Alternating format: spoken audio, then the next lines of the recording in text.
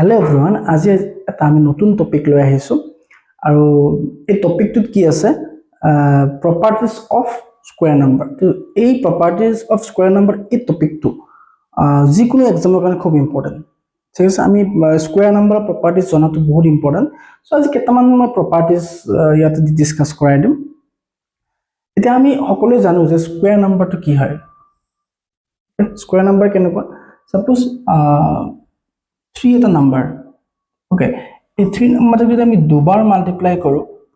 result কি হ'ব 9 তেতিয়া আমি কি ক'ব পাৰো 3 স্কয়াৰ টো কি হ'ব 9 ঠিক আছে ঠিক তেনেকে 4 ৰ স্কয়াৰ টো কিমান হ'ব 16 এইখিনি আমি সকলোৱে জানো ঠিক আছে সো ইয়াৰ ওপৰত কিছুমান স্কয়াৰ নাম্বাৰ কিছুমান প্ৰপাৰ্টি আছে সেই বা কিছুমান ধৰ্ম আছে যিখিনি আমি ইউজ কৰিলে মানে আমি কিছুমান ধুনীয়া ধুনীয়া ক্যালকুলেশন কৰিব পাৰো আৰু এই ক্যালকুলেশন বোৰ কৰোতে ইজি হয় আচ্ছা ফাৰ্স্ট প্ৰপাৰ্টিটো কি হ'ব স্কয়াৰ নাম্বাৰ বোৰ আমি যে চাব যাও সাপোজ এনেকে suppose 1 square 1 2 square 4 3 square 9 4 square 16 5 square 25 6 square 36 ঠিক আছে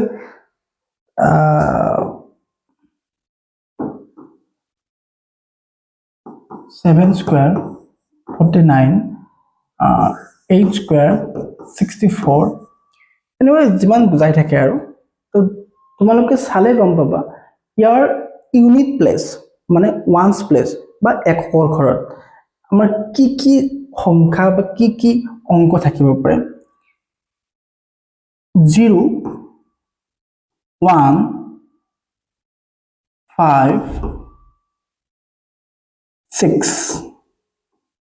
9 okay এই পাঁচটা ডিজিট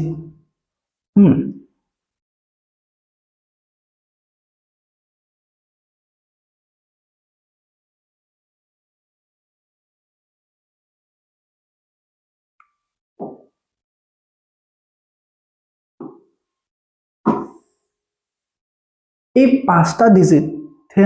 থাকিব পাৰে মনত ৰাখিবা আমাৰ স্কয়াৰ নাম্বাৰবোৰ এককৰ ঘৰত বা ইউনিট প্লেছত অলৱেজ 0 1 5 6 9 এই অংককেইটা থাকিব পাৰে আদাৰৱাইজ সাপোজ 2 3 7 8 এই ডিজিট কেইটা কেতিয়াও স্কয়াৰ নাম্বাৰৰ ইউনিট প্লেস হ'ব নোৱাৰে ঠিক আছে এতিয়া এই প্ৰপাৰ্টিটো কোত কামত আহিব তে এই জানিবৰ কাৰণে আমি কি কৰিম যেতিয়া কিছুমান কোৱেশ্চনছ দিব সো ডাঙৰ কোৱেশ্চনছ দিলে এনেকুৱা ধৰণৰ সাপোজ পাঁচটা বা ছটা ডিজিটৰ এনেকুৱা ধৰণৰ ছটা মান ডিজিট থকা আমি নাম্বাৰ দিলে তাৰ ওয়ান্স প্লেসত মানে কিছুমান ডিজিট দিব ঠিক আছে তো আমি তাৰ পৰা বাছি উলিয়াব লাগে যে কোনটো স্কয়াৰ নাম্বাৰ হয় সো আমি প্ৰথমতে এই প্ৰপাৰ্টিটো জানিলে আমাৰ এটা সুবিধা হ'ব যে সি যদি স্কয়াৰ নাম্বাৰ হ'ব লাগে তেতিয়াহলে তাৰ ওয়ান্স প্লেসত 0 1 5 6 আৰু 9 থাকিবই লাগিব তেতিয়া হি স্কয়াৰ নাম্বাৰ হ'ব নাম্বাৰ 1 বাকি তাৰ পিছতটো আমি কৰি চাব লাগিব কেতিয়াবা মানে এইবোৰ থাকিলেও কেতিয়াবা সেই নাম্বাৰটো স্কয়াৰ নাম্বাৰ নহব পাৰে এটা एग्जांपल দিছো মই সাপোজ 65 ইয়াত 2 1 পিছত 5 আছে হয় এইটো স্কয়াৰ নাম্বাৰ নহয় কিন্তু এইটো কথা নহয় আমাৰ যদি চাৰিটা অপচন থাকে এনেকে যে এই চাৰিটা অপচনৰ ভিতৰত এটা নাম্বাৰ আমাৰ স্কয়াৰ নাম্বাৰ হয় ঠিক আছে এটা एग्जांपल দিছো মই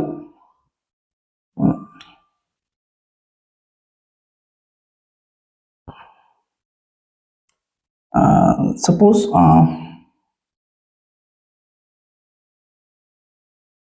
169 528 333 452 এই চাৰিটা আমাৰ নাম্বাৰ দিয়া আছে ঠিক আছে এই নাম্বাৰ কেইটাৰ কোনটো স্কয়াৰ নাম্বাৰ হয় তো এনেকুৱা ধৰণৰ কোৱেশ্চন যেতিয়া উলিয়াব লাগিলে আমি কি কৰিম ইজি প্ৰসেছটো হল এনেকুৱা তাৰ ওয়ান্স প্লেসটো কি আছে চাই লোৱা আচ্ছা ইয়াৰ ওৱান্স প্লেসটো চোৱা ইয়াত কি আছে 3 আছে ঠিক আছে যদি 3 আছে আমাৰটো নহবই ইয়াত 8 আছে নহব ইয়াত কি আছে 2 আছে নহব সো আমাৰ কারেক্ট অপশনটো কি হ'ব 169 ঠিক আছে 169 টো কি হ'ব আমাৰ স্কয়াৰ নাম্বাৰ হ'ব নেক্সট প্ৰপাৰ্টি চোৱা নাম্বাৰ অফ জিৰোস এৰ উপৰ প্ৰপাৰ্টি তো নাম্বাৰস অফ জিৰোস এৰ উপৰ কি আছে প্ৰপাৰ্টিটো চাই লোৱা সাপোজ আমাৰ এটা নাম্বাৰ যদি স্কয়াৰ নাম্বাৰ হয় তাৰ এন্ডিংত থকা জিৰোসবোৰ অলৱেজ ইভেন নাম্বাৰৰ হ'ব লাগিব দ্যাট মিন্স কেনেকুৱা সাপোজ এনেকৈ দুটা জিৰো চাৰিটা জিৰো থাকিব পাৰে নেক্সট ছটা জিৰো থাকিব পাৰে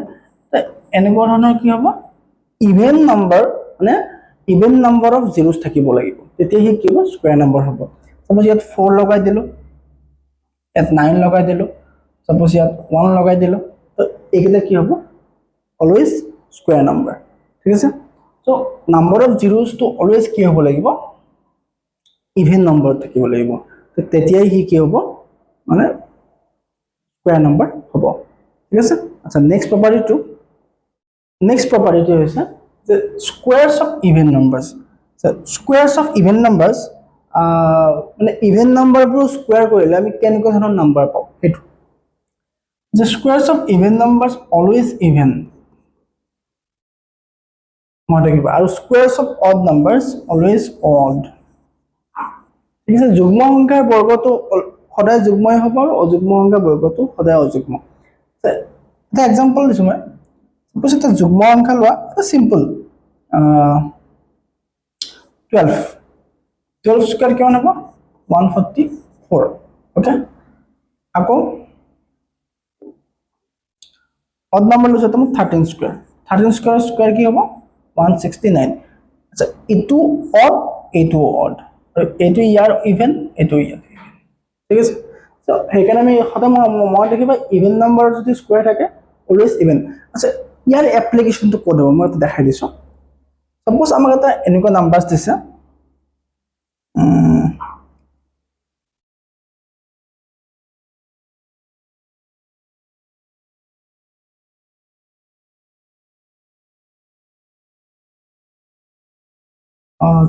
2 3 7 9 8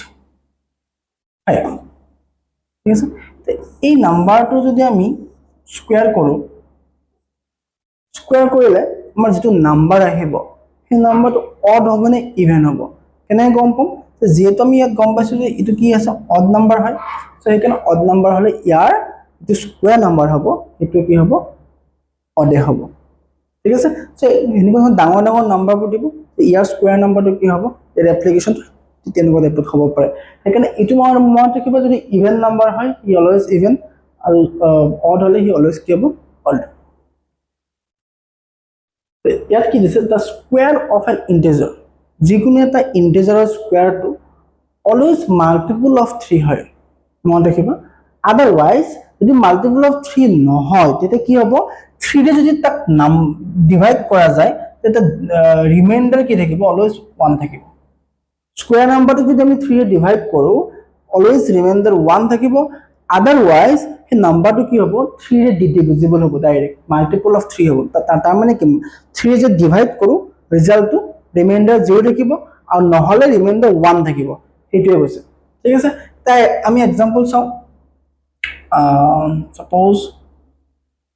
আ एग्जांपल দিছো মই 100 আচ্ছা 100 তো স্কয়ার নাম্বার আমি গম পাও ইয়াক যদি আমি 3 ৰে ডিভাইড কৰো কি হ'ব সোৱা রিমাইন্ডার কি থাকিলে 1 ঠিক আছে নেক্সট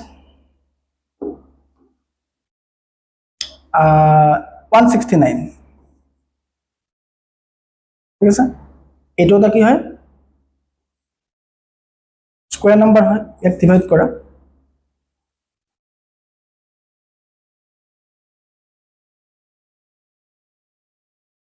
1 থাকিলে রিমাইন্ডার নেক্সট 36 12 রিমাইন্ডার কি হল 0 হল নেক্সট তোমাৰ এনেকুৱাকৈ যিমান স্কুৱেৰ নাম্বাৰ থাকিব তাক যদি আমি 3 ৰে ডিভাইড কৰোঁ হয় ৰিমাইণ্ডাৰ 1 থাকিব আদাৰৱাইজ ৰিমাইণ্ডাৰ 0 থাকিব তো সেইটোৱে হ'ল এই প্ৰপাৰ্টিটো মেইন এইম মানে এইটো কি হ'ল the square of N integer always multiple of 3 হ'ব পাৰে আদাৰৱাইজ যেতিয়া 3 ৰে ডিভাইড কৰোঁ তাৰ ৰিমাইণ্ডাৰ কি থাকিব 1 থাকিব এইটো ভেৰি ইম্পৰ্টেণ্ট এই সেম প্ৰপাৰ্টিটো তোমাৰ 4 ৰ ক্ষেত্ৰতো এপ্লিকেবল হয় ঠিক আছে মানে এইটো 3 বা 4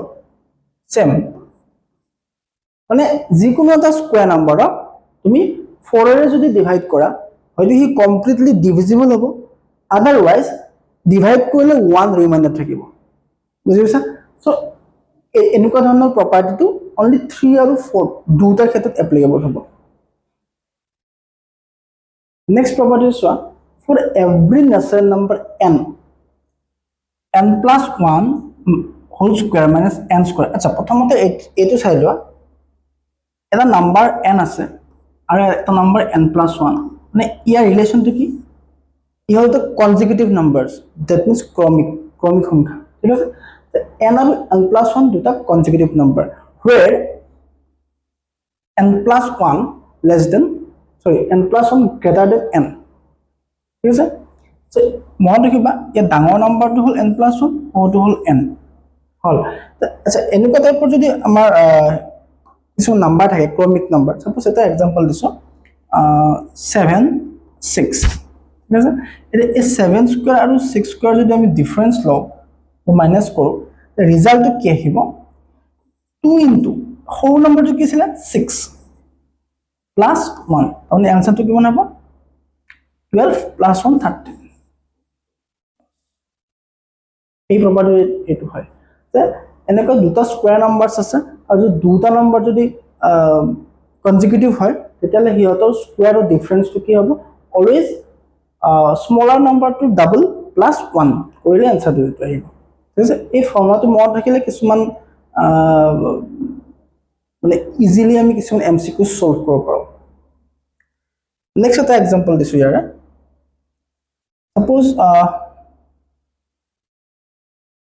25 square minus 24 square ঠিক আছে তো কিমান হবে আনসারটো 2 into 24 plus 1 কিমান আহিব 49 ঠিক আছে এই প্ৰপাৰ্টিটো আমাৰ এনেকুৱা ধৰণৰ সলভ কৰিব পাৰি